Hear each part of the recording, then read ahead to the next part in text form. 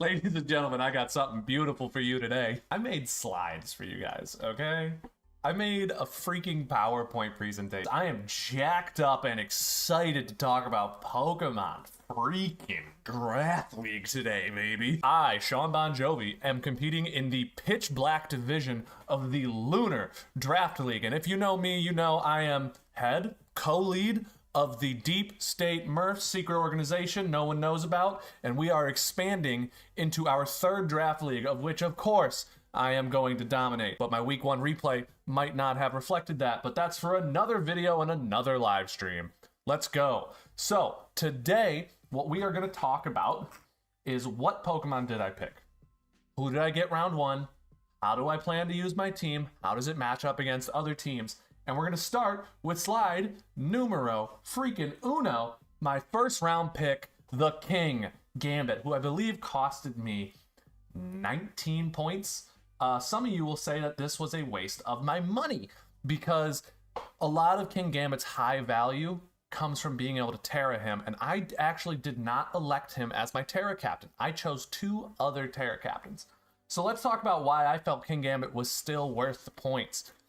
Well, he has a large amount of resistances. I mean, I have a spreadsheet full of all the resistances my team has, and King Gambit covers half. So yes, he's the most expensive Pokemon on my team, but he is a defensive cornerstone with extreme late game power due to his ability. I always call it Revenge of the Fallen, but that's a Transformers movie. I don't remember what it's called. As my team starts to faint, with each passing Pokemon, he gets stronger, and late game, he's able to save games with Sucker Punch. That is not something I want to rely on. That is not an effective strategy. However, yeah, it is fantastic to have in your back pocket. Is it a bit of a noob strategy? Yes, but it works. He has 2 good abilities, not just the one I told you, but he also has Defiant, which I can use to get a +2 boost versus Intimidate Pokemon, or if Sticky Webs get set up on my end of the field. This is okay. If you gave this to a Pokemon with no good ability, I'd be like, heck yeah, man, that is a fantastic ability. But King Gambit has that other one where as Pokemon faint, he gets stronger, and that's just one of the best abilities ever, quite frankly. He also has a strong signature move, the Kowtow Cleave, which is just a high base power Dark-type move. It doesn't go down in power like Knockoff does. So it's just really good. Nothing super fantastic, but a good move on a good Pokemon. He's not a Terra captain, as we talked about. So why did I draft him? Well, he's going to stop fairies, and we have a dragon on the team, so that's appreciated. He's going to stop darks and ghosts and psychics. Our main sweeping Pokemon, my actual Terra captain, is a psychic type, and we're going to talk about him. But for now, just know I really need to be able to beat out darks and ghost types, and King Gambit is going to help with that. So for my Terra captain numero uno, it's pink. And it's Tink. Yeah, baby. I got Tink a ton. I am so excited. Not really.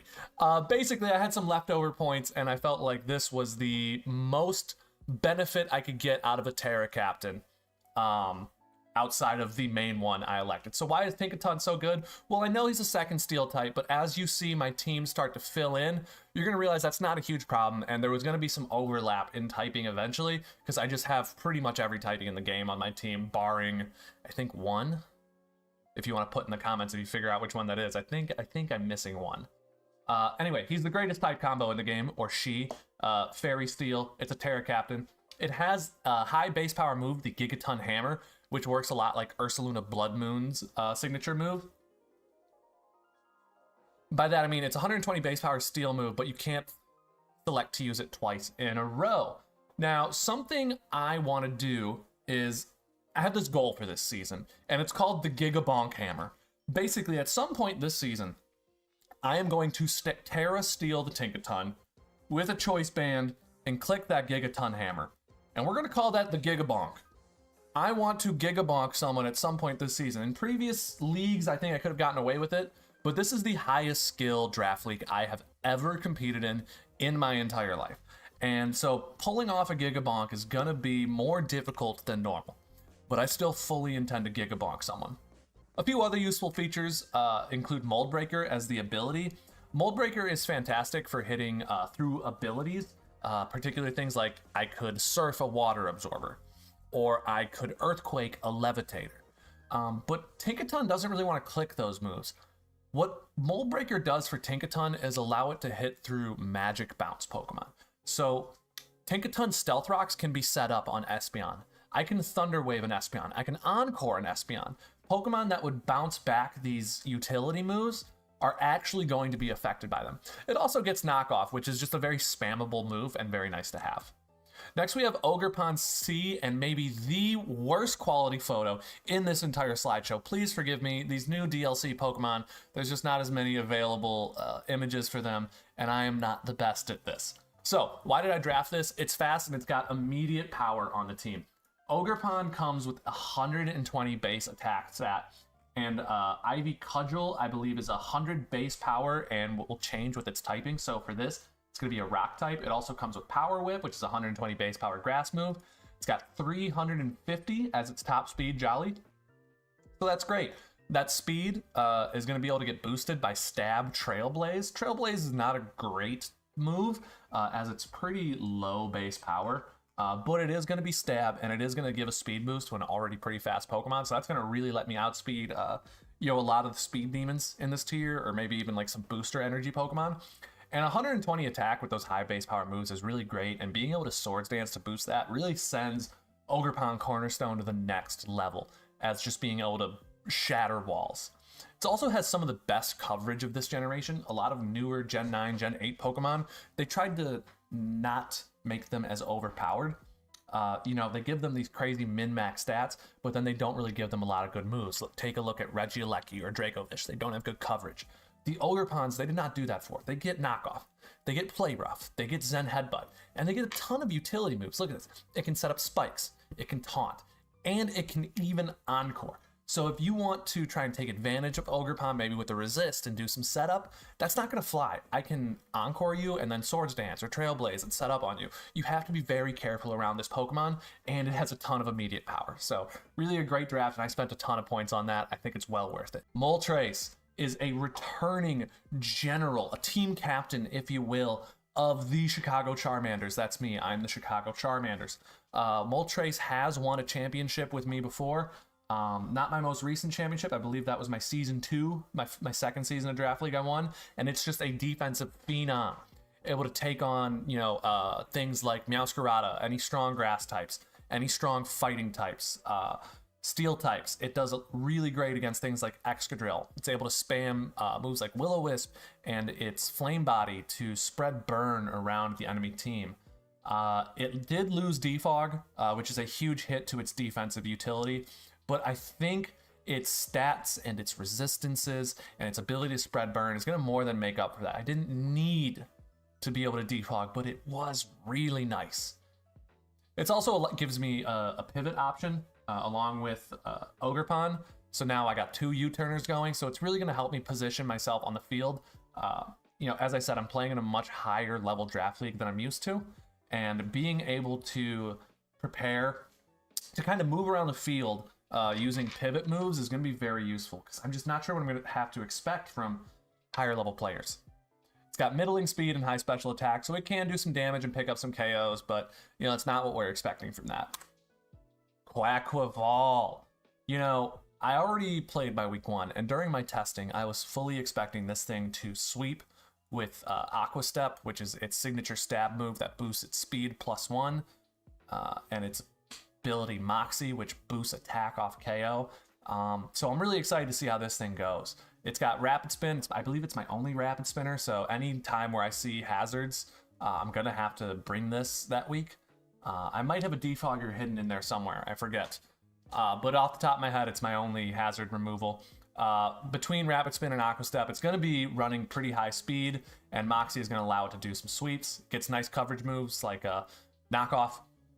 That's just off the top of my head. I love Knockoff. It's just an overpowered broken move, and having it on a bunch of Pokemon on my team is really nice. Your items are going to be pretty useless against me, or at least a lot are going to be getting removed. As well as it gets Roost. So maybe like a Roost, Heavy Duty Boots, Rapid Spin set is going to keep it alive for a while and able to remove hazards and maybe those more long game balanced teams I'm going to be facing, or even stall teams. I don't think we have any stall teams in this league. Being a water type, it synergizes well with Moltres. It's going to be weak to fairies, and it's going to be weak to grass types due to that water fighting typing. and Moltres resists both those attacks, so good synergy there. Now we have Stantler, and I'm going to Stantler, who is my cheapest Pokemon for 1 point, just because I don't want to make you guys wait for this thing at the end. What does it do? It's 1 point, and it fills my bench because I needed 9 Pokemon, and I needed a freaking 9th one. So here we go. Stantler. Was it 11? I don't even remember how many Pokemon are on this team. Stantler, what can it do? I don't know. It's got spikes. It can trick. I guess it can set up screens. Sap Sipper, that's not bad. We'll talk about Sap Sipper a little bit more. But for now, yeah, it's Sap Sipper. It can Trailblaze, Calm Mind. You know what it can do? You know what it can do for me? It can click Intimidate. And that is great. Because if it comes in and sets Intimidate, well, what else we got? We got Salamence back here. We got Salamence, baby. So we have a double Intimidate core using Stantler and Salamence, allowing me to kind of take the balls off of physical offense teams. So I guess while we're here, let's talk about Salamence, right? What is the pro of Salamence? It's a freaking Salamence. It's sick. Look at it. He's a dirty dog. What is the cons of Salamence? It's not Roaring Moon, but it is Salamence. So there you go. It's 100 base speed, maxing out at 328, and it completes that dual Intimidate core. So defensively, Salamence has good resist, similar to Moltres, but with a higher base speed and the ability to Intimidate to take the balls off offensive Pokemon. It's also another Moxie Pokemon. So if I see a team with a low physical defense, I might bring Quaquaval and Salamence and just kind of spam hyper offense, maybe Scarfed Pokemon, and try and get like Moxie Boost going and just like try and punch a hole through his team twice. But if that doesn't work, you know, I can do like a Dragon Dance Sweeper set. Maybe I need a little extra power. I don't know. Dragon Dance is good. Maybe Dragon Dance for Intimidate sets, Intimidate for Moxie sets, you know? Maybe I want to force a switch with Intimidate and get a second hit for free, and then we're just going crazy with Moxie, right? Defensive Ments has been extremely popular in Draft League for generations now, but it's not as good in Generation 9. It lost Defog, just like Moltres. Everyone lost Defog this generation. Salamence is no exception. It's still got decent defensive typing, and it kind of puts that cap endstone on my Fairy, Steel, Dragon core that I got going on here. Second flying type, but that's fine. You know, I guess it gives me a bit more of an ice, rock, electric weakness, but whatever. Speaking of electric, let's go back to that slide we skipped. Gastrodon, who obviously is a water grass type that is not only protected by Stantler's Sap Sipper, but also Moltres' quad resistance grass type. So Gastrodon feels very at home on this team, and he's able to stop sweeps with moves such as Clear Smog, not Haze. I don't know why that's there. It's Clear Smog. But Jamie, remove that. Take that off. Thank you. So yeah, that's going to be Haze. Oh my god. It's Clear Smog and Roar, allowing me to phase out opponents. It can also set up Stealth Rocks, and I believe new to this generation, Gastrodon got access to Spikes, making it a pretty effective hazard setter for my team. He's got Storm Drain. That's a water immunity. That's really nice. If opponent has access to Scald, I have access to water immunities, and it's really useful considering that there is a rain team in my division. So I got to be careful. Gastrodon's probably going to come that week. Yeah, water immunities are very nice. It's high HP, particularly. What is it exactly? I think I have it pulled up over here. It's 111 HP, whereas defense is at 68 and special defense at 82. Neither of those are great, but the high HP means I can invest that bulk freely. Maybe this week Gastrodon is physically defensive. Maybe this week Gastrodon is physically defensive, but next week it can be specially defensive.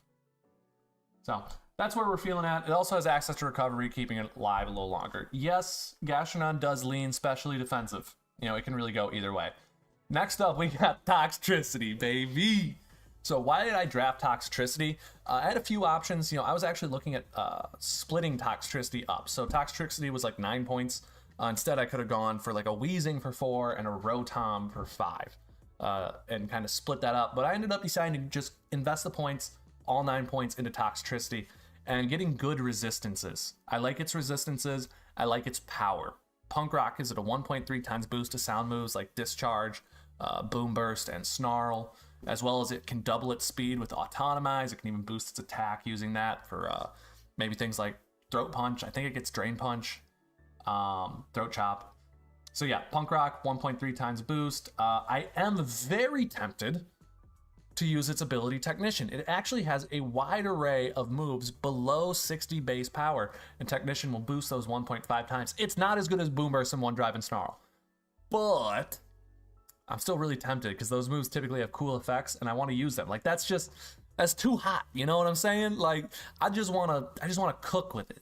And I know I shouldn't, but I want to. But next up, we're going to finish this video off with my final Terra Captain of this league. And that's going to be Espathra. This is why I need to be able to beat Darks. This is a specially offensive psychic type who just wants to click stored power. So basically this thing gets access to the ability Speed Boost. That's primarily what you're going to be running. You could run other abilities. It has some good ones. But primarily, we're going to run Speed Boost, which at the end of every turn, Espathra is going to get a Speed Boost.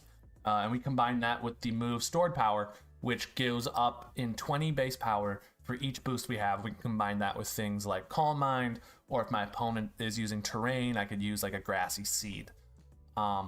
This thing is really nice as a Terra typer because it allows it to gain a little more bulk and get those boosts that it's looking for, as well as allows it to punch holes through its offensive weaknesses, right? So it can't beat Dark types, but it can if I make it Terra Fairy, but it can if I make it Terra Fighting, it can if I make it Terra Bug. So that's kind of what we're looking to do. Everyone knows what Espathra does, but it's really good. And even if it's going to force my opponents to build to counter that. Defensively, every team I face is going to have to be ready to beat Espathra. And that means I kind of funnel them down certain decision-making pathways, which I can then counter. So I think Espathra might actually not get as many sweeps as we want, but it is going to be critical in all of the matches that I win. I believe that's the end